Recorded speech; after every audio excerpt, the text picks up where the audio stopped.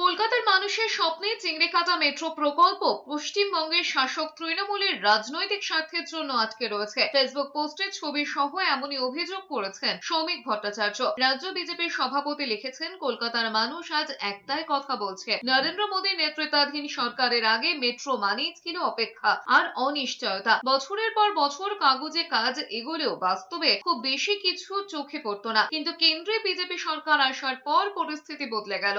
এক এক করে মেট্রো লাইন জীবন্ত হতে শুরু করলো। জোকা তারাতলা পরিষেবা চালু হয়েছে, ইস্ট ওয়েস্ট টানেলের কাজ এগিয়েছে, নিউ গড়িয়া রুবির বড় অংশ শেষ। এটাই উন্নয়নের গতি, যখন রাজনৈতিক সদিচ্ছা থাকে। কিন্তু আজ শহরের মানুষ যে কষ্টটা পাচ্ছে তার জন্য দায় কে নেবে? পুরো প্রকল্প প্রায় শেষ, কেবল চিংড়িকাটা ফ্লাইওভার সংলগ্ন মাত্র 366 মিটার পথের অনুমতি প্রয়োজন, এবং সেখানেই রাজ্য সরকারকে অজুহাতে দেওয়াল। কখনো অনুষ্ঠান, কখনো ম্যারাথন, কখনো এখন নয়, মানুষের সুবিধা নয়, রাজনৈতিক হিসেবকে গুরুত্ব দেওয়া হচ্ছে। জনগণের ক্ষোভ তাই একেবারেই স্বাভাবিক।